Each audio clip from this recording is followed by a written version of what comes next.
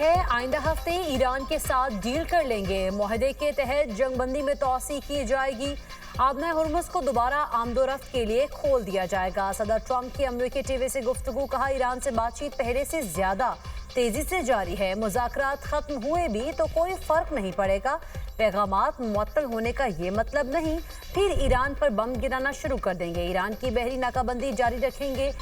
इस वक्त तक इंतजार करेंगे जब तक ईरान हमारी शराइत पर डील न कर ले। ईरानी अच्छे जंगजू नहीं लेकिन बहुत अच्छे मुज़ाकरातकार हैं। आबना हुर्मुज की बंदिश से तेल की कीमतें बढ़ी तो कोई फिक्र नहीं।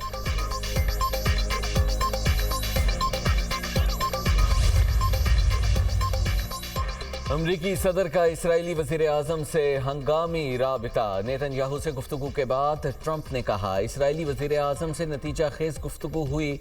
इसराइली फ़ौज बैरूत नहीं जाएगी। जो फ़ौज रास्ते में थी उसे भी वापस बुला लिया गया। हिज़्बुल्लाह से भी नुमाइंदों के जरिए अच्छी गुफ्तगू हुई। हिज़्बुल्लाह ने फायरिंग बंद करने पर इत्तेफाक कर लिया। इसराइल और हिज़्बुल्लाह एक दूसरे पर हमले नहीं करेंगे।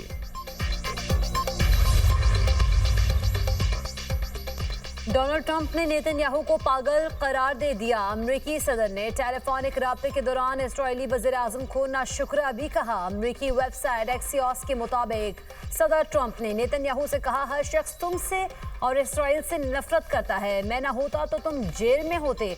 मैं तुम्हारी चमड़ी बचा रहा हूँ। बैरूत पर हमले किए तो इसराइल दुनिया में मजीद तन्हा होगा। तुम अहमकाना काम कर रहे हो। जवाब में इजरायली वज़ीर आज़म नेतन्याहू ओके ओके कहते रहे। ट्रंप ने कहा, लबनान में इजरायली कार्रवाइयों को रोको। मौजूदा सूरत हाल न सिर्फ खित्ते में जंगबंदी की कोशिशों को नुकसान पहुंचा सकती है बल्कि ईरान के साथ जारी सिफारती अमल पर भी मनफी असर डाल सकती है। दोनों रहनुमाओं के दरमियान गुफ्तगू सख्त लहजे में हुई। बादशाह सिफारती ज़राए ने सूरत हाल को संभाला और जंगबंदी के फ्रेमवर्क पर बातचीत जारी रखने की कोशिश की।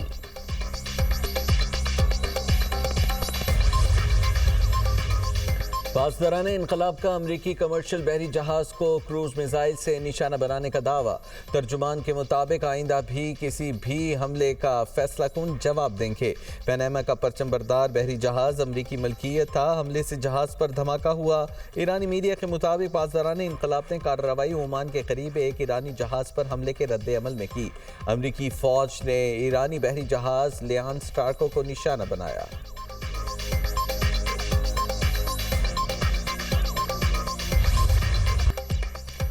जनूबी लबनान में कार्रवाइयां मंसूबे के मुताबिक जारी रखेंगे। इसराइली वज़ीर आज़म नेतन्याहू का ऐलान, कहा, सदर ट्रंप को बताया हिज़्बुल्लाह को हमले रोकना होंगे। उन्होंने हमले ना रोके तो बैरूत को निशाना बनाएंगे।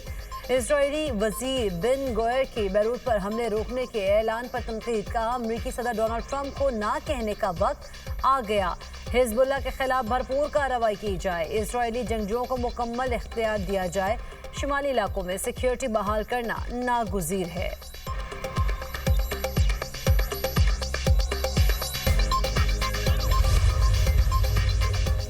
हिज़्बुल्लाह ने अमरीकी तजवीज़ से इत्तेफाक कर लिया। अब इसराइल और हिज़्बुल्लाह एक दूसरे पर हमले रोक देंगे। लिबनानी सदारती दफ्तर के मुताबिक हिज़्बुल्लाह की जानिब से तजवीज़ की मंजूरी की तस्दीक हो गई।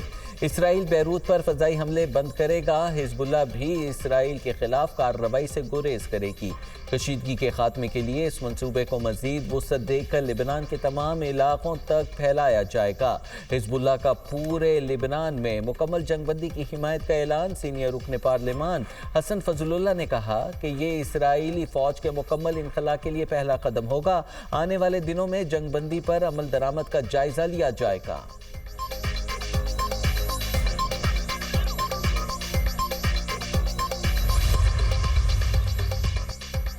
लबनान और गजा में जंगबंदी की मुसलसल खिलाफ वर्जियाँ। ईरान ने अमेरिका के साथ पैगामात का तबादला एहतजाजन रोक दिया।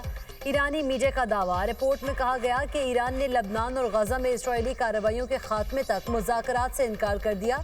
मज़ाहमती महाज और ईरान ने अपनी हिकमत अमली के तहत आबना हुर्मुज को मुकम्मल बंद करने और आबना बाबुल मंदब समेत दीगर महाजों को फाल करने का एजेंडा तय कर लिया। ईरानी सदर ने लबनान में जंगबंदी की मुसलसल खिलाफ वर्जी इंतहाई तशवीशनाक करार दे दी।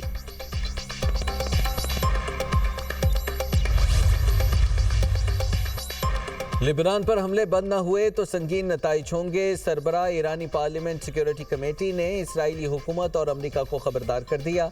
इब्राहिम अजीजी ने कहा कि ये लोग बखूबी जानते हैं ये खोखली धमकी नहीं। ईरानी फौज जवाब देने के लिए मुकम्मल तौर पर तैयार है। खित्ते में अमेरिकी अफवाज भी नताइज भुगतेंगी।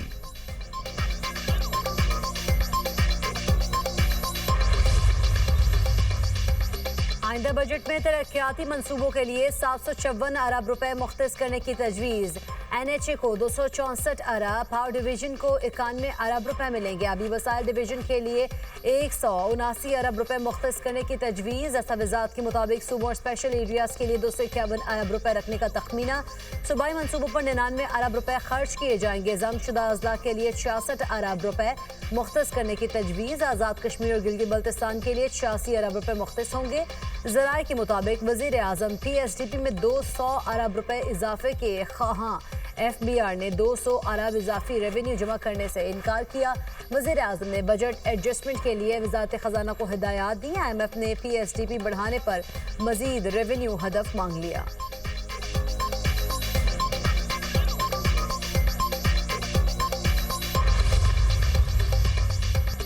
बजट से कबल हुकूमत को रेवेन्यू केस में बड़ा झटका। पोल्ट्री फीड मिल से 4% इजाफी टैक्स वसूली गैर कानूनी करार।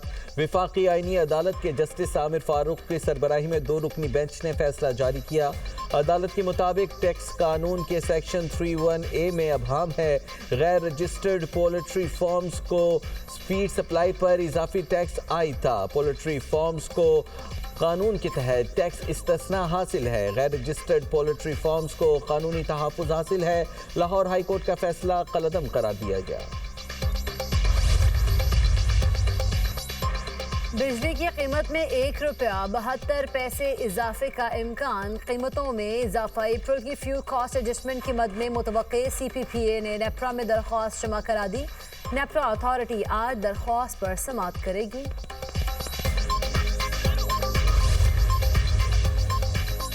गिलगित बल्तिस्तान को हुकूक दिलवाने के लिए भरपूर कोशिश करेंगे। GB के आवाम को सूबों के बराबर आईनी हुकूक मिलने चाहिए। पसमानदा इलाकों की तरक्की पर तवज्जो मरकूज है। ख्वाजा साद रफीक का इंतखाबी मुहिम के दौरान कारकुनान से खिताब। कहा GB के आवाम की तरक्की नून लीग की तरजीह है। हमारी जमात इख्तिदार में आकर महरूमियाँ ख़त्म करेगी। गिलगित बल्तिस्तान की तरक्की के लिए हम सबको मिलकर काम करना चाहिए। नून लीग की सियासत बहतान की नहीं दलील की है।